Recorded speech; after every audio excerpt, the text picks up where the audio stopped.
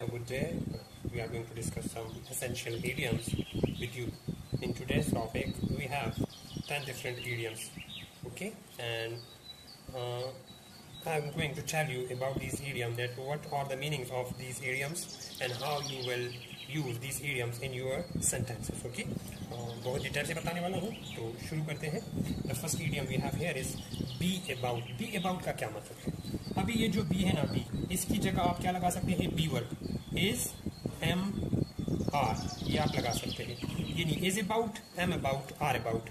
ठीक है, मतलब इसका क्या हुआ? be about का जब हम इकट्ठा इन दोनों को लेते हैं as a phrase, as an idiom, इसका मतलब हो जाता है रेडी. ठीक है, यानी ऑन द पॉइंट, आप उस पॉइंट पर है, स्टार्टिंग पॉइंट पर है, मीन आप रेडी है. यानी I am ready, I am about, I am about to start, I am about to run, I am about to do, I am about to go.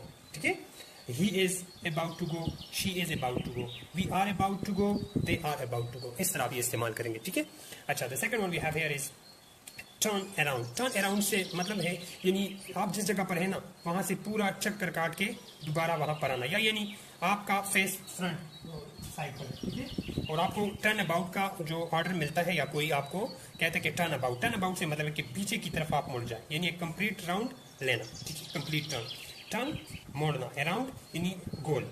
ठीक है, इसका मतलब बन जाता है to make a complete turn. अच्छा, the third one we have here is take turn. Take turn when you are taking turns in alternate order. Alternate order का मतलब है एक के बाद दूसरा, यानी एक के बाद दूसरे की बारी आना. तो take mean लेना, turn mean बारी. ठीक है, तो alternate turn यानी एक के बाद दूसरी की बारी आना. अच्छा, the fourth one we have is pay attention. Pay mean अदा करना, attention mean तवज्जो.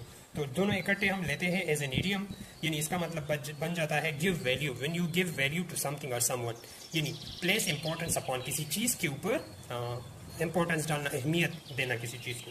अच्छा, the fifth one is go on. Go on mean to go ahead. When you are going ahead, when you are proceeding, when you are going ahead, और you can say progress, यानी तरक्की करना, आगे चलना. Go on. ठीक है, रुकना नहीं जिस चीज में. अच्छा, the sixth one is over and over. Over and over का मतलब है अगेन एंड अगेन, यानी बार बार करना. Over and over, again and again. Okay, next is wear out. Wear out से मतलब वेयर मीन पहनना, आउट मीन आपको तो पता है, आउट मीन बाहर की तरफ.